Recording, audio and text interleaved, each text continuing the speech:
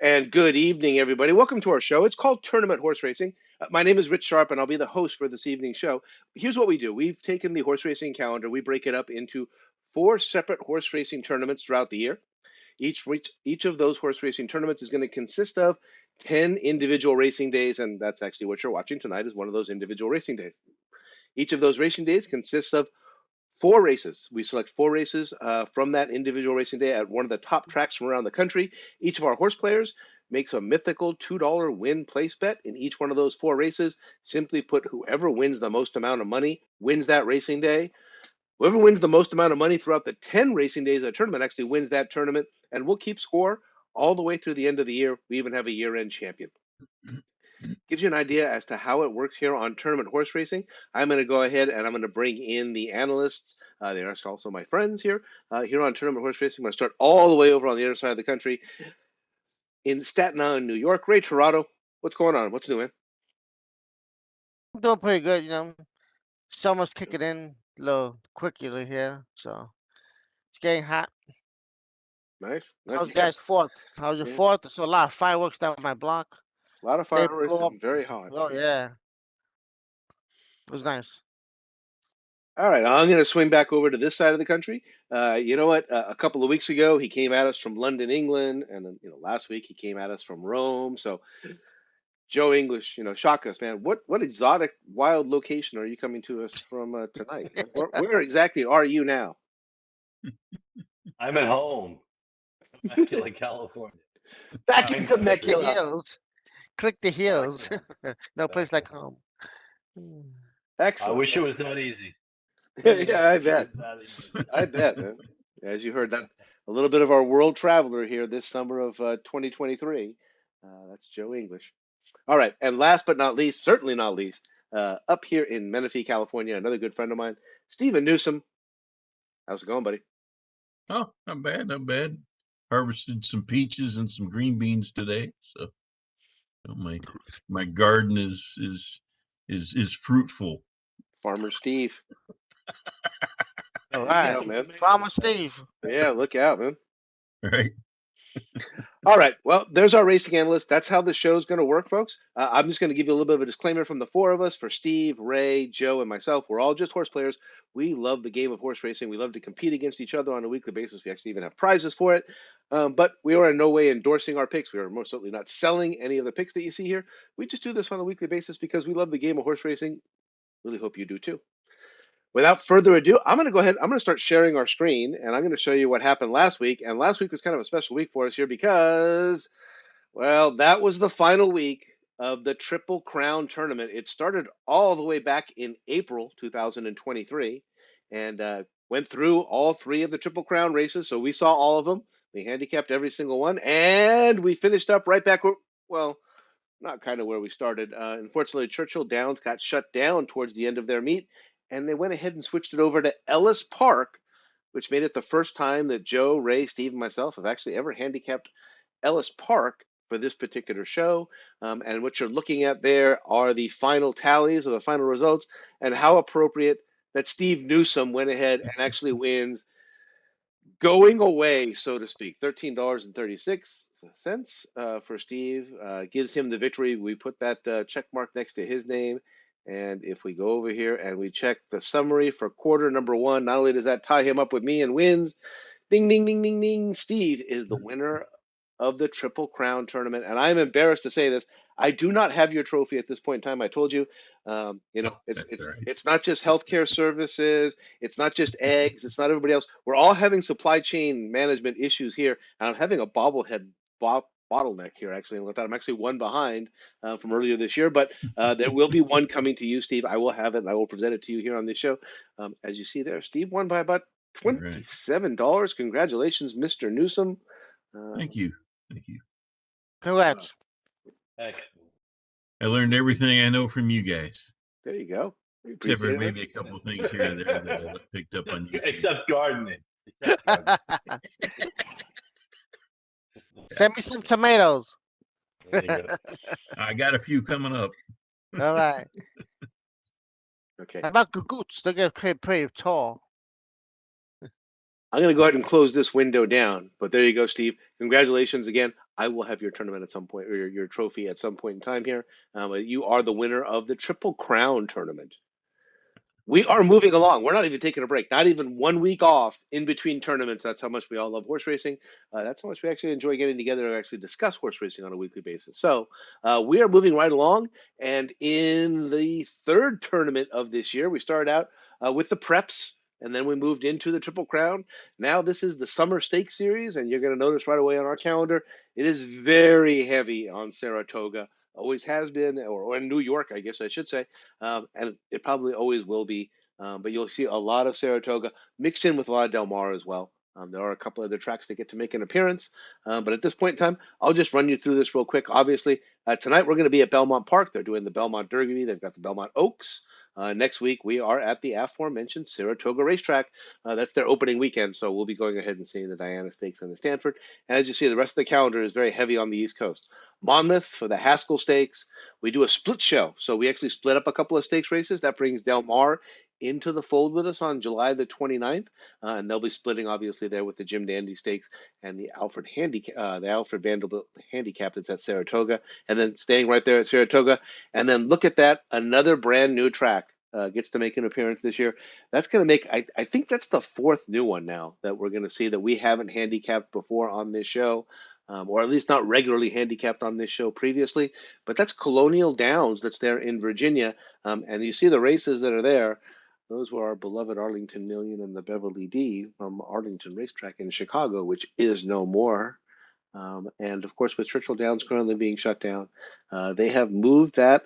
I will tell you guys, that'll be a unique night for us, or anything like that, or a unique show for us. We do not often get a show where we actually do all turf racing. Colonial Downs, famous for being a turf track. We'll get to see three of them tonight, though. So we're going to stay on that East again.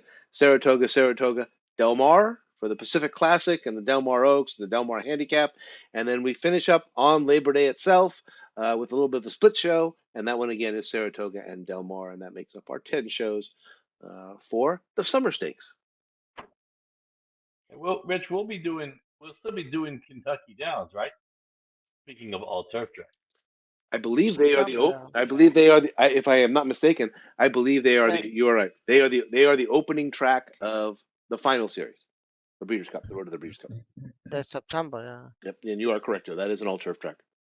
And I should, because I mentioned, I think I've seen it now. I've seen a couple of races at Colonial Downs. I think they have something other than all turf. I believe there's some kind of an. They do.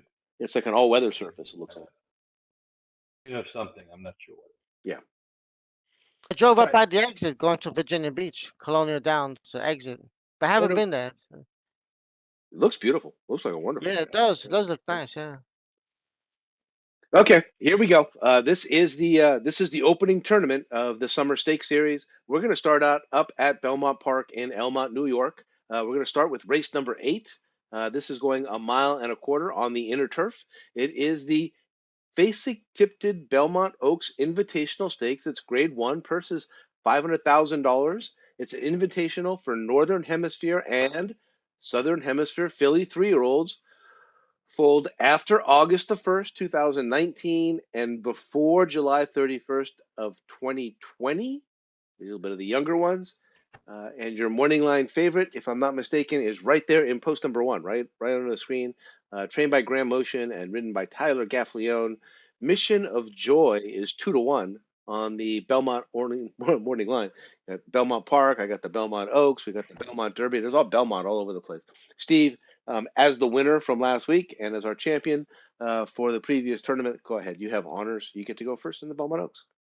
Well, I'm gonna take the 5 prerequisite. I don't know if I'll get 5-1 or not. If not, then maybe I'll go down to the 7. But but for the competition purposes, I'm gonna go with the 5. And Chad Brown, Irad Ortiz, with the prerequisite here. They're winning it, and oh my God, 43% clip. They hit 430. Horses won his last 2 here at Belmont. And has got the last speed figure there is the highest among the group today. So I think this horse will have have a pretty good shot at winning. So I'm going to go with the 5-year prerequisite. And you are handing off to your right, so you're going to go ahead and bring in Ray. All right, Ray. Yeah, interesting race. You've got some Chad Brown horses here. Going a mile and a quarter. I decided to go for a horse that is coming from way across Europe. Number 3, Spearling Biad Something like that. Bag. Let's see how they pronounce it. But Grand Motion. I actually took the liberty of watching that last race, and that horse Passé de Joy, the Jewel, Passé de Jewel. He was a runaway winner, and he went pretty well, won by 2 or 3 lengths, and the other horse ran pretty well. So I think he's gonna get the distance. First time in the country, off the layoff. So I mean, Grand Motion's pretty good at these things. So Johnny Velasquez, I'll take a shot. New face in this race. So 8-1. We'll take a shot here, and hopefully he'll get the distance and run pretty well. Um, and she might like Belmont. We're gonna definitely assume it's gonna be a very hard turf course because it's been humid here, hot. Not much rain. Occasional thunderstorms in the afternoon, but hot, humid. The grass will be smoking. So hopefully, this horse will like that. So Spearling Biag for me. Joe or Rich? Yeah, no, you hand off to Joe. Okay, Joe. Okay, I'm going to start by cleaning up some things. First post for this race is 4:43 Eastern, 1:43 Pacific. If you are so inclined, get involved. It starts only pick 5. There's not a pick 4 specific to this series of races, at least to my knowledge.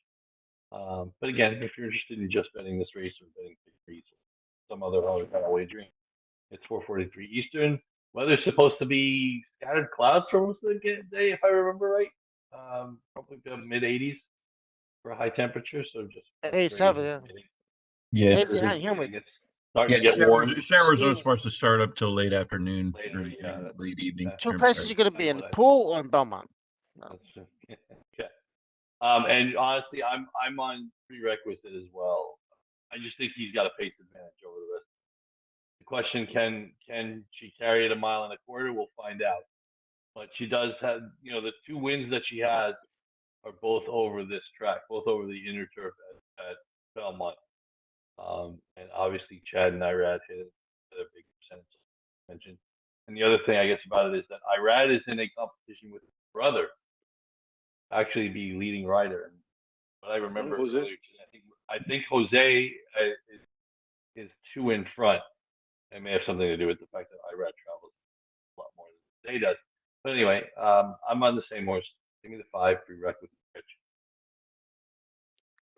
Just for the novelty of it all, I will go ahead and I will pick the other Chad Brown horse. I will go ahead and follow the bouncing Flavian Pratt. He was on the horse prerequisite, and he moves over to, doesn't sound right, but Asprey, trained by Chad Brown, ridden by Flavian Pratt. They are 27% together. They're not Irad Ortiz crazy 430. But the horse is by Quality Road. The dam is out of a Galileo mare, and so the distance isn't going to be a problem for this young lady. These last couple of races you've seen, she is closing. I heard what Joe said. As far as the pace factor being concerned, I think this might be the one shot that she has is going ahead and being the closer in this particular race. And you guys heard me say this before and like that. Never discount that undefeated horse. So I'll go with the 7. And I'll take Asprey, but I will tell you guys, I had the 5 as my primary one. I wasn't going to split my Chad Browns here. So, yep. Oops.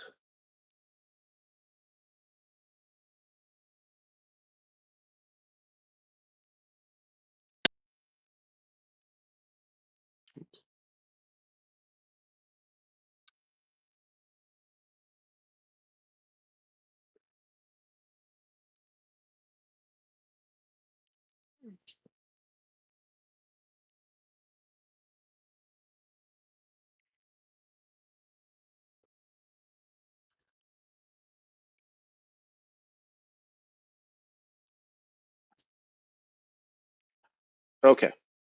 The second race in tonight's tournament is race number 9, and this one is going 7 furlongs on the turf. Purse is $95,000. It's for 3-year-olds and upward, which have never won $18,000 other than maiden, claiming, starter, or state bred allowance, or which have never won 2 races. It's a very difficult race, actually. Your morning line favorite is out there in post number 11, Inflation Nation. Trained by Christophe Clement and ridden by Dylan Davis, is 7-2 on the Belmont Park morning line, and that means that Ray, you're going to go ahead and kick us off here. All right. I went with number 8, Appraise. This horse coming off a layoff, and it's eligible for this race based on his sole maiden win. He ran in the Grade 1 Summer Stakes and finished a decent second last year. So gave him some time off, comes back. I picked him because he looks like, he won first time out, so he probably, likes, some horses like to run off a layoff, so he should be fresh. He closed at 5.5 furlongs, so I think the extra distance was going to help him. The mile he ran pretty well, second, and like I said, a Grade 1, so 9-2 with Pratt and Brown. I'm hoping at least maybe to get 3-1, hopefully. I know the connection is gonna get heavy play too, so private stables. But I'll take my shot, and I think he gonna run well off the bench, so it'll be a praise for me. Joe. All right. I'm going with the number 2, Elusive Edge, 8-1. Johnny V aboard. He actually rode this horse in his last win, which was way back in November of 21. And I'm looking at this horse as a new horse because he had between his third start back was 516 days from the previous start. So I'm basically saying, okay, let's just not worry about that start.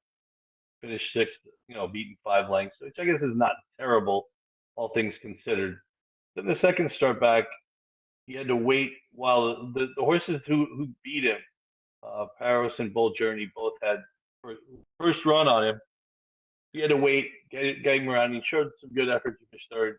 It's a tricky past performance line to read if you don't watch the race, because he looks like he should have been in position to pounce. Unfortunately, he got stopped. Couldn't really go while the others were going. And in the last race, it was a 6 furlong race. He ended up on the lead and set a obviously really fast pace, 21:3:44:2, which was actually faster early than it was the stakes race. The Intercontinental was run that same day, and that was faster than the stake race was run. So I think, and I don't think the horse wants to be on the lead for whatever reason. I think if he is on the lead, I think maybe a 7 furlong sprint with a little bit slower pace might actually help him. So, like I said, and I know Johnny V gets back on board, and he rode him on his last win at 23-1 back in November of 21. So I'm going to give this horse a chance to. Like I said, I'm almost considering this like the third race off the layoff, being that the first race was so long from the prior race. So I went with the 2, Elusive Edge, 8-1. Rich. And I'm just one notch inside of you. I'm going with Rusty Weaver's horse, ridden by Javier Castellano. Small sample size. They do hit 25% together. The horse came off, did win the maiden special event here at Belmont, not on turf, on a race that was supposed to be on turf, but then got washed off the turf. But the horse did win the race by 10 lengths. Had just finished second by 3/4 of a length prior to that. They were so geeked up after that effort there on May the 21st, the 10-length victory. They went ahead and shipped him up and put him in the Woody Stevens. It was a Grade 1, and as you might imagine, I do see a little bit of trouble here for the horse, but basically did not perform very well, getting beaten by 32 lengths. I always like that. There's 10 horses in the field. You got beat by 32. You still beat somebody somehow. But Rusty Weaver is an excellent trainer, fantastic trainer. You're getting Javier Castellano. He's actually had a very good, almost like a little bit of a comeback year for him with winning the Kentucky Derby there. And, the horse does have experience at Belmont. not necessarily on the turf course, but at Belmont at least. So I went ahead and went with the one horse. Who do you like, Steve? I'm on the same horse as you, Rich. I like Dark Vector also. Uh, one thing that kind of stuck out at me was that turf race in February at Gulfstream Park. He threw up that 92 There you go. speed figure on the turf. Came in second, eight almost 9 lengths back. But I think if the horse is comfortable on turf, which it looks like he is, I think he could throw up another big speed figure here and maybe sneak us a win. There we go. All right. This one in. Oh, excuse me. Put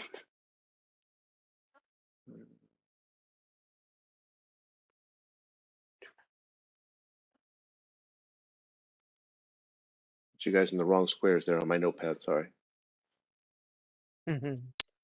All right. And we are going to move along to the third leg here of tonight's tournament. Again, it's coming to you from Belmont Park.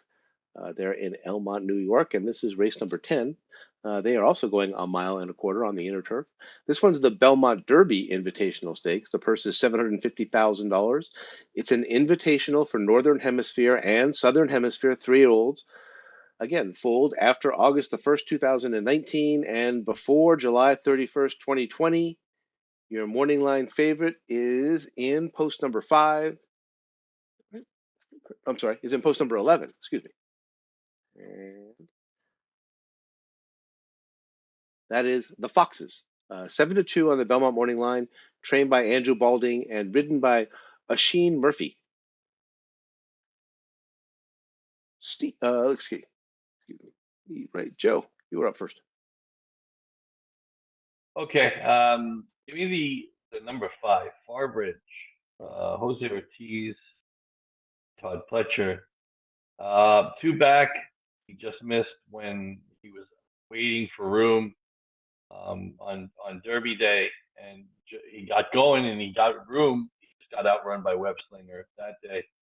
And last time, I watched the race and looked at the ride, and I was like, why? How did this horse drop back to last? And he for whatever reason, Joel ended up having this horse back to last. He was actually further back. He was actually last at one point in between calls. He did end up rallying to get second, just getting up by second. And I'm glad that the rider change is being made. I think Jose, like I said, Jose Ortiz is having a renaissance this year, especially at Belmont, and he's in the competition with his brother for the jockey race. So I'm gonna take a little bit of a shot against the favorite. I'll take the second. I think he's the second choice, Farbridge, for Pletcher and Ortiz in the Belmont Derby. Rich. Every once in a while we talk about it. That's something, not necessarily being able to handicap the horses, but we can certainly handicap each other, and we also know, who's going to pick which horses. And I was just wondering if you guys are able to look at this page and sit there and say, you don't really need to talk, Rich. We know which horse you're going with.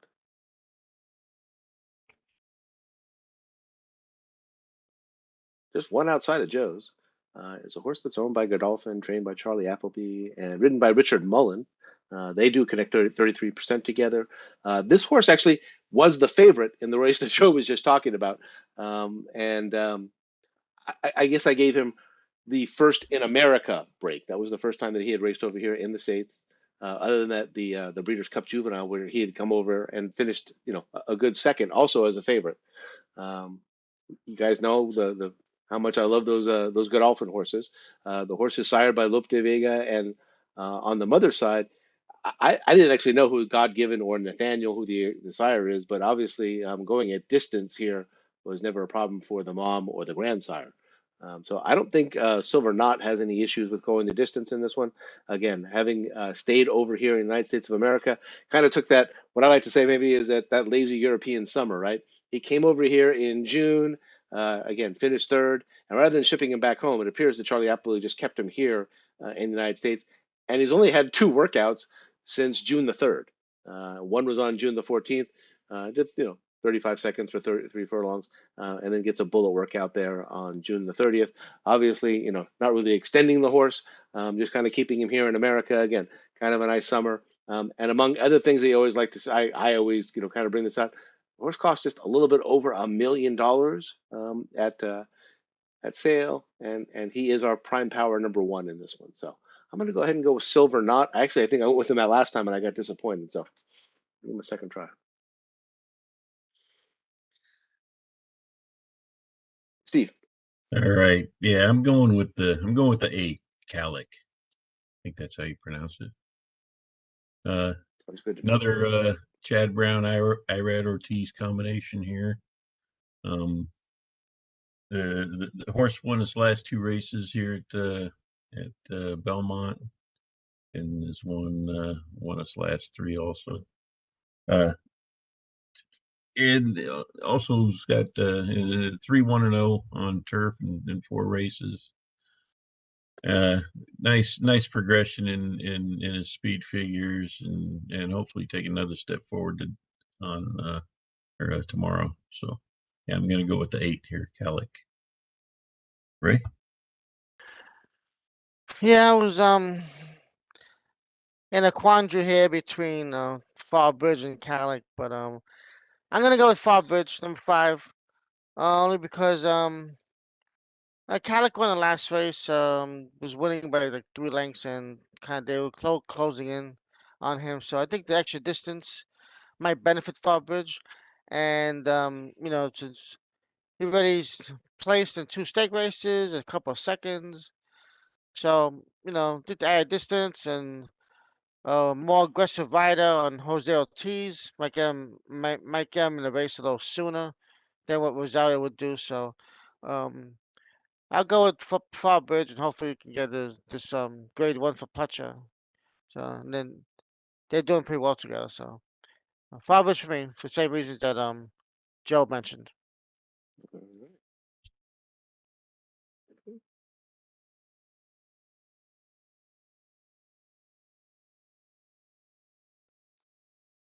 All right. And finally, on to our finale.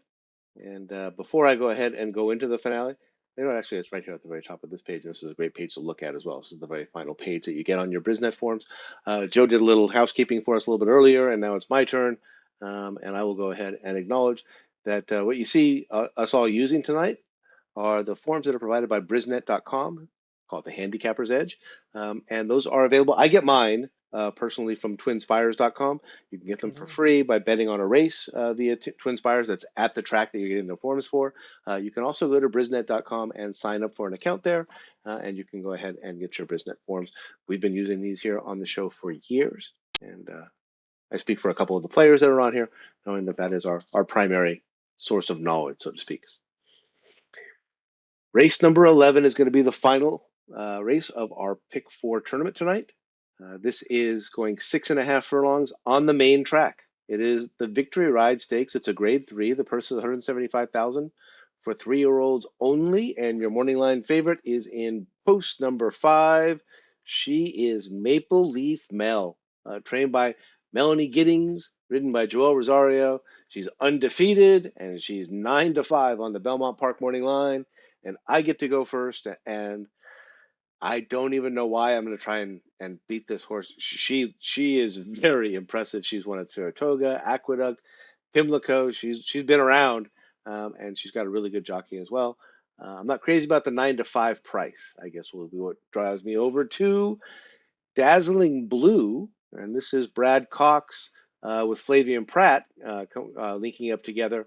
Juddmonte Farms, the powerhouse down there in Kentucky, sends this one out for us. Buy Into Mischief. She costs $500,000. She is undefeated. You heard me earlier. Beware those undefeated horses. Came out at Churchill Downs, won that one, no problem. Came right back at the fairgrounds, so she stays at Churchill Downs tracks. That was a little stakes race. If I'm not mistaken, that's right the day after Christmas. So that's the opening day when Joe and I, when you were back over at Santa Anita. And then she came out of that, and they put her into an optional claimer for non-winners of 2. And she won that one pretty easily as well, right back at Churchill Downs. Obviously, they're not racing at Churchill Downs. So here she is at Belmont Park. Again, she's undefeated. She's going to go ahead and take on Mel, who is also undefeated. But I'm going to go ahead and go with the 2, just with the better price of 5-1. Go ahead and hand it off to Steve. All right, I'm going to go with the 3 here, Rich. Vava. Baba. Vava. Just because I like the name. Yeah, me too. I just like to say it. Now, guys, she's got Tyler Gaffley on board, trained by Sherry Devereaux. Tyler Gaffrey does pretty good with sprints at 21%. Horses by Gun Runner. Just another one of your favorites there, Rich. Oh God, yes. Is familiar with the distance. Got 1-1-0 and 2 races at the distance. Won her last race out by half length, but had a couple of nice workouts. But yeah, I'm going to go with the 3 here, Baba, at 8-1. Right? Yeah, I love Maple Leaf Mel. I mean, she's everything so far. She's done everything right. But well, for the purpose of the show, I'm not getting much of a price. So I'm gonna go with the horse that coming second to her, 2 races back, number 7, Topsy, Jose Ortiz, Steve Asmussen. I was right at Ellis Park last time. Had another second, so hopefully, she's finding her stride. She's finding her stride, and should be a price, and hopefully, the other 2 get bet heavily, and I think there could be a challenge in the pace here.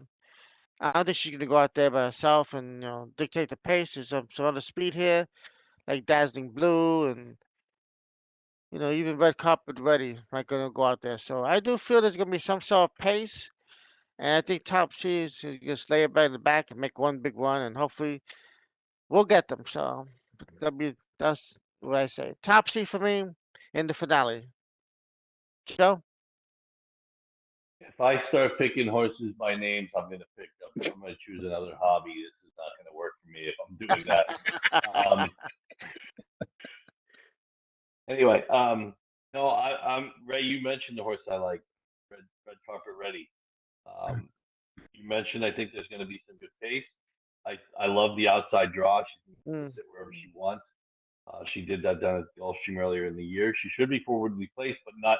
She doesn't have to be on the lead. She showed last time in the 8 bells that she could win from slightly off the pace. She beat a highly regarded Fletcher horse named Money's Gold last in that race. She has a win at 6.5 furlongs, and she's got 2 5-furlong drills that are bullet drills since her last win. They both come to Keeneland. So I will take Rusty Arnold and Luis Saez in the finale. Red Carpet Ready. Yeah, she was with my horse in the Devona Dale, Red Carpet Ready. She was the favorite in that race. Back here. That was her only defeat. Is that her only defeat? I just remember. Yeah, she's 4 for 5. Yeah. 4 for 5.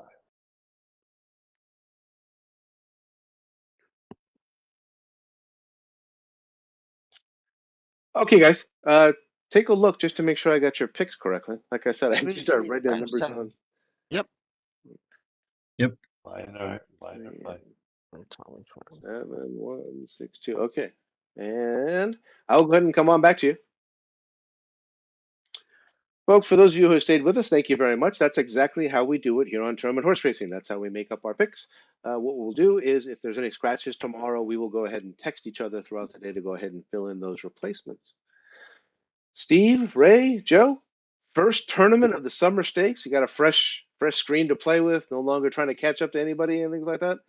Anything you want to add before we sign in for the night or sign off for the night? No. Just Yeah, there we go. I have 0, and I hope I can get some dollars here.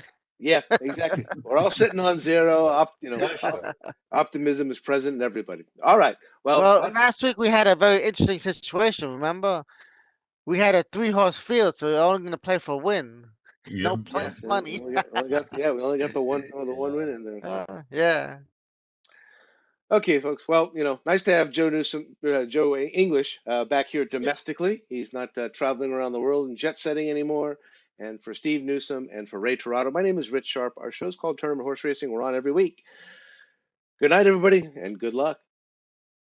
Peace All right. out. Good night. Good night.